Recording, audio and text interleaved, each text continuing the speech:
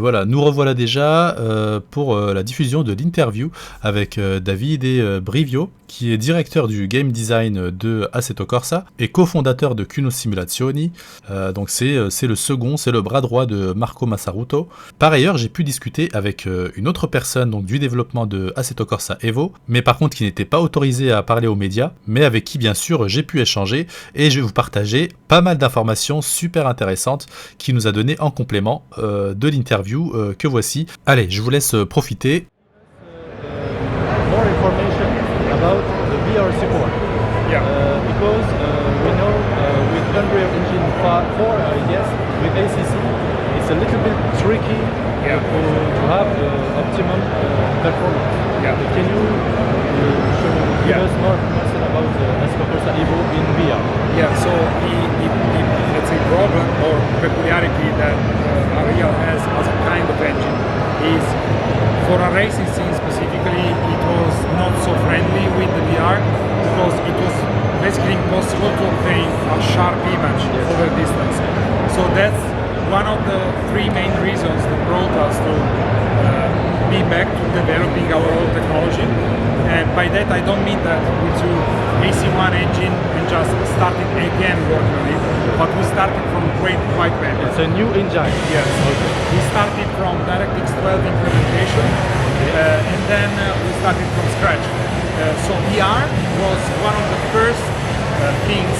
VR was one of the first things that we developed and tested, aiming to a sharp image that will be there both in screens and in VR. The native support will be to all most used current PC used visors. Okay. For example, the Quest is one of those. Pimax? Sorry? Pimax? Yeah. I can't give you the proper list right now. Okay. But you know, guys, early access is there also because we can work with you and see if what we tested is okay. Okay. And VR will be launched day one on early access on January. Both VR and triple screen will be there from day one. Great news. And we will have a dedicated person to VR to keep it up over years. Okay. Can we expect support of OpenXR? We will see that. Okay. Yeah. Because for the performance it's way better than OpenVR. Yeah. Can we expect at least the same quality of VR as Assetto Corsa 1? We hope better. I mean, we aim to performance parity, of course, with screens. And the same quality of the image, of course, depending also on the VR system. Juste pour complément d'information, comme je vous l'ai dit en introduction, j'ai pu discuter avec un gars de l'équipe de développement, mais qui n'a pas le droit de communiquer directement, mais qui peut échanger bien sûr sur le salon avec les personnes qu'il croise, m'a indiqué que effectivement le support d'OpenXR bien sûr, mais aussi par la suite le rendu fovéal fixe pour dynamiser tout ça, et il y a une personne dédiée à la VR qui va pouvoir implémenter toutes ces options, et pourquoi pas à l'issue le rendu fovéal dynamique, mais pour le moment c'est pas la priorité effectivement. Donc il est possible qu'au départ on ait de la VR mais uniquement sous OpenVR, mais si on a OpenXR ce sera une belle surprise, et par la suite probablement les outils que nous connaissons tous d'amélioration des performances. Voilà, on revient à l'interview. Perfect. About AI. We know, and it's of course because of several years ago, the IA in solo mode wasn't perfect.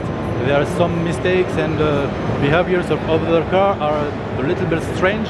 Can you expect a better AI in Assetto Corsa EVO in solo mode? We worked on AI.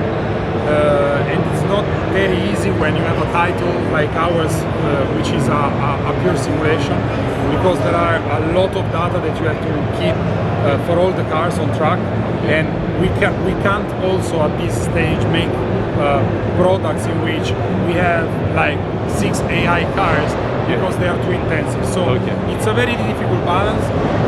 The person working on AI is been working massively in the last 3 years on that. So we hope you're gonna like it because we had have the responsibility to have AIs being able to lap like aliens in sim racing. Yes. But we also spend a lot of time in order to improve the behavior and make the racing a bit more engaging.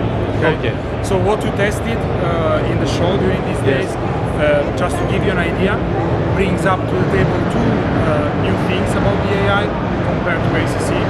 And one of those is how they behave, and that was on a high preset, like they were aggressive. Okay.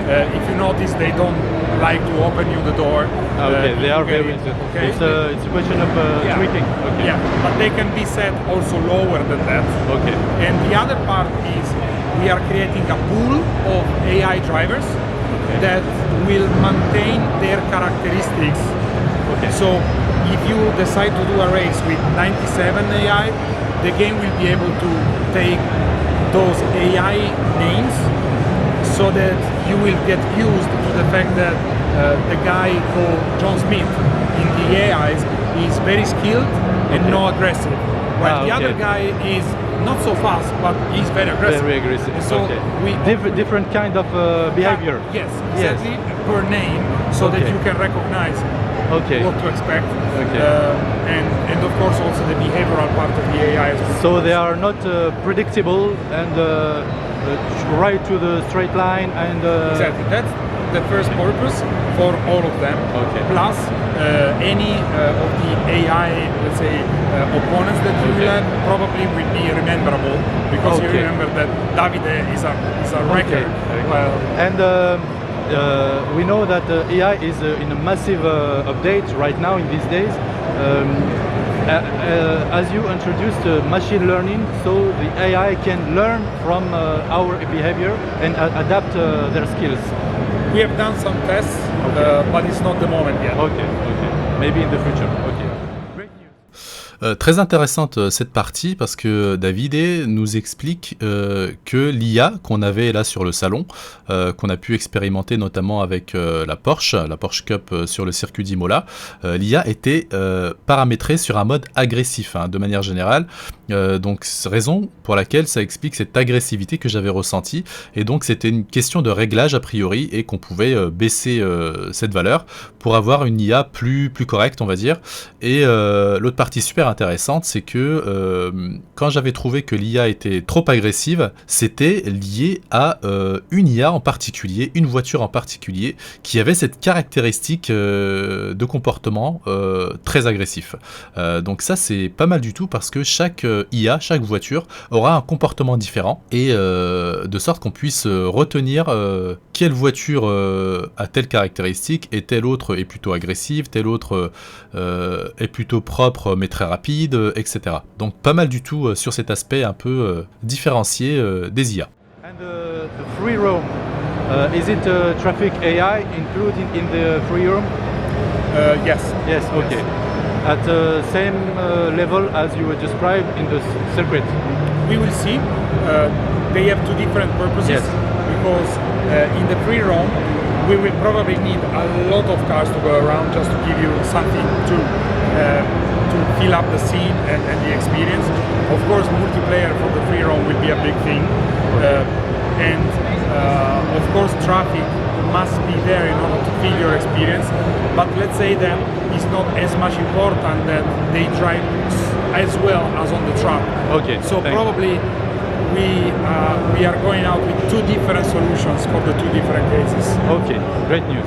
And we heard some rumors these days, maybe a leak from one person that tells us that there are a map nearby the Nürburgring with an area of 2,500 square kilometers.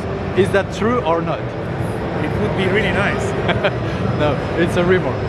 Thank you. It's a rumor? Voilà, fin du suspense pour la map à 2500 km², hein, autour du Nürburgring. Bon, ça l'a un petit peu amusé. Donc c'était bien une rumeur, hein, c'était pas fondé. Après, voilà, effectivement, j'aurais aimé hein, aussi, bien sûr, avoir une map si grande. Mais d'après les retours que j'ai eus, en discutant donc avec la personne dont je vous ai parlé tout à l'heure, qui était à proximité du stand de Simucube, à ce moment-là en tout cas, il y aura des maps assez grandes pour vous permettre de vous balader, de faire beaucoup de choses. Et d'ailleurs, très intéressant, j'ai pu poser la question directement à cette personne par rapport au off-road, s'il y avait uniquement de la route, hein, du bitume, ou si on pouvait aller dans les chemins, etc. Alors il m'a dit que techniquement c'était ouvert, qu'il n'y avait pas de limite à ça, et que free roam signifiait free roam, donc pas de souci a priori, donc pas au moment du lancement bien sûr, mais par la suite tout sera possible. Et d'ailleurs, un des choix du nom de Evo, à prononcer à l'italienne, Evo et non pas Ivo comme à l'anglaise, Marco Massaruto souhaite maintenir cette prononciation à l'italienne, donc on va dire Assetto Corsa EVO. Donc tout ça pour dire que l'un des objectifs de ce nom, d'avoir choisi le nom Evo, ça serait de maintenir éventuellement ce titre pour de nombreuses années, voilà, voire décennies, pourquoi pas, et ne pas le circonstancier dans le temps comme un jeu, et puis peut-être 4-5 ans plus tard, refaire un autre jeu. Là n'est pas la philosophie, donc cette simulation a vocation à perdurer, à être améliorée régulièrement, et le nom a priori ne changera pas de sitôt. Voilà, on revient à l'interview. We talked previously the procedural generating of the graphism. Can you tell us more about these procedural things? Yeah, so we built a technology allowing for generating procedural terrain, and as you guys know, we need to do stuff that is realistic, because we like to. We are the first guys enjoying the simulation to then go to track days or whatever. So we can recognize these places. Exactly, and that also appears to be the case for the free roaming and for roads, say civilian roads. So the technology we use is able to digest LiDAR data and cadastral data, like where do you have houses, where do you have trees, etc. Okay. And the engine will digest... satellite image, yes? The satellite image, we use it a bit more for coloring stuff, but for generating stuff, we use LiDAR data and more precise cadastral data, like to understand what is an industry area, what is a field, what is. So we start from a very good base point, and from there, our artists, of course, manipulate and customize things so that they look like real. Okay, good. Et bien sûr, j'ai pu confirmer avec le collègue de Davide, les circuits, bien sûr, hein, seront tous laser scannés. Même si ça semble évident de nos jours, je préfère le préciser quand même. Et par ailleurs, la télémétrie, tout ce qui est utilisation de SimHub, des plateformes dynamiques, des châssis dynamiques et autres périphériques, ils savent pas encore si ça sera parfaitement fonctionnel le jour J lors de l'Early Access. Mais a priori, oui, vu que Assetto Corsa EVO a pu tourner sur certains stands hein, comme Prosimu ou IMSIM, mais moins sur d'autres hein, comme D-Box par exemple, ce qui laisse penser qu'il y a encore des réglages à faire, et la personne était très prudente et m'a dit que à ce jour il ne savait pas si tout serait prêt concernant la télémétrie le 16 janvier. Can you tell us about more the career, how the career will work? Yeah. I don't like to call it career mode because I've always seen careers, especially in sim racing, like something that ends up to be very scripted and very boring. Because, and especially for a small team like ours, building up a career mode would be like, it's always been a bit counter-sense, because in the end, let's be frank, they were not the best careers that we played in our games. So the idea is, how do we solve it? So the idea is, let's wrap the product with something that is always making the player feel on a progression. And this is game economy. So we will give a virtual credits budget to each new player entering EVO for the first time, and this player will fill up his profile and he will decide what his first card will be amongst a restricted group, and from there on basically you can play how you want. The only limit you have is in order to be able to rent or to buy a car of a certain category, we would like to have a license system which would be simple as much like you will have events that you can do to complete. When you complete them, you can own a license and go to the next one. Okay, and when you have that license, you are basically unlocking the possibility to own or to rent all the cars in that category. Again, we don't want to create a frustrating experience because we know that there are a lot of sandbox players in Assetto Corsa. For them, the only barrier will be taking these license events, but for sim racers, let's say, it will be easy and fun. While for new buys, it will probably help to keep the car within the white lines before they can actually buy a Porsche 911, for example. So that's the plan. The rental costs in virtual credits, we aim them to be low so that they don't break the experience. But if you buy a car inside the game, you have more customization freedom, both visually and not. Okay. And can we have a different career, such as Formula and after GT, or can we or street cars maybe in career? You could, except from the driving academy events that you need in order to take your licenses. It's the beginning. It's in the beginning, and it's not like it's one of the sections of the game. But if you go single player and you want to drive a specific car, you cannot, because you don't have the license. You will be redirected to the driving academy, and you can do these events. Okay. So after that, except from this part, you're basically able to do the progress you want. You want to be, race car driver. Sorry if I don't refer to drift cars or open wheel, because we don't have a confirmed car list yet. So let's be generic. But if you want to just be on the race cars guy, you can be. If you want to collect, Abarth cars for the entirety of your Assetto Corsa EVO progress, you want to call it career. Okay. You can do it. Any player can be exactly how he wants to be. Okay, very exciting.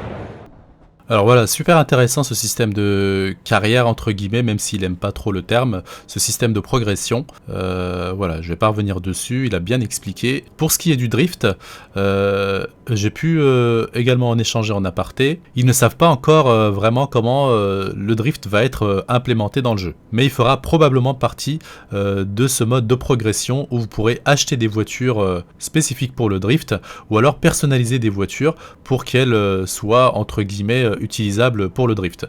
Mais a priori, toutes les voitures pourront être driftées entre guillemets, parce qu'il s'agit plus d'une philosophie, d'une façon de conduire, plus que de voitures spécifiques. Même si voilà, le drift c'est pas ma spécialité, mais voilà en gros ce que j'ai pu en retenir. And can you tell us some more about the progressive system?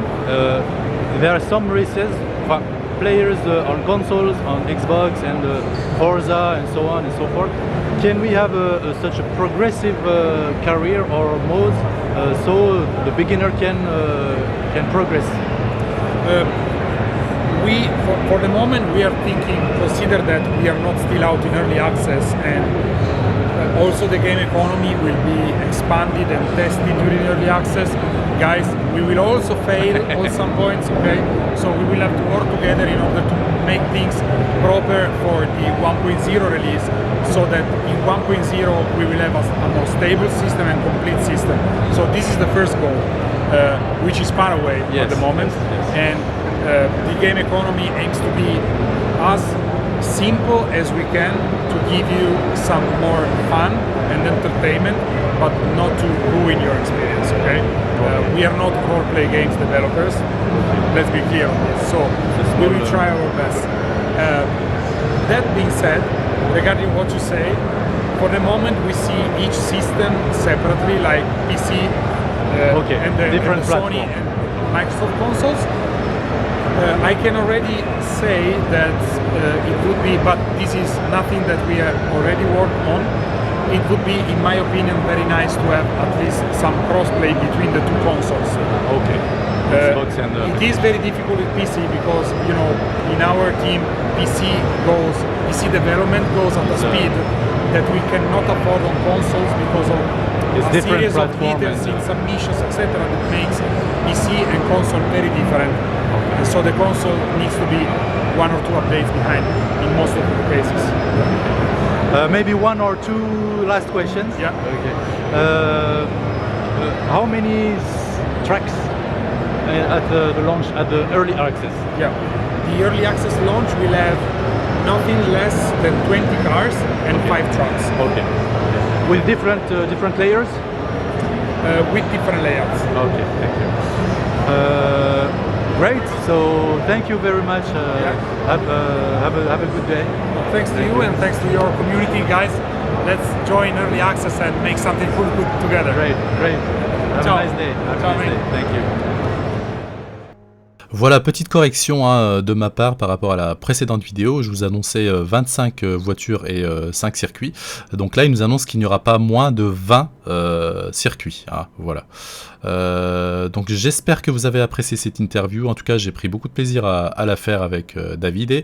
Merci à lui de m'avoir accordé du temps, même si c'était une journée très chargée pour les équipes de Kunos. J'espère que vous avez appris plein de choses, même si effectivement il y a beaucoup de vidéos qui ont circulé, donc il peut y avoir des infos redondantes, mais j'espère que ça et là vous avez pu prendre quelques infos intéressantes par rapport aux performances VR, sur la précision du mode carrière et autres. Voilà, si vous avez aimé la vidéo, partagez-la, likez-la, abonnez-vous, c'est super important pour me soutenir et continuer à me donner de la force. En attendant la prochaine vidéo, c'est vrai qu'il va y en avoir pas mal en ce moment, grosse actualité avec l'Alpha Tech de Flight Simulator. Il y a encore des parties que je vous ai pas montrées. J'ai reçu la faceplate Lighthouse de la part de Pimax que je vais tester également. J'ai reçu du matériel aussi de personnalisation pour le Quest 3 que je vais vous proposer aussi. Donc abonnez-vous, plein de nouveaux contenus super intéressants à venir. En attendant, prenez soin de vous et de vos proches et à la prochaine. Ciao ciao.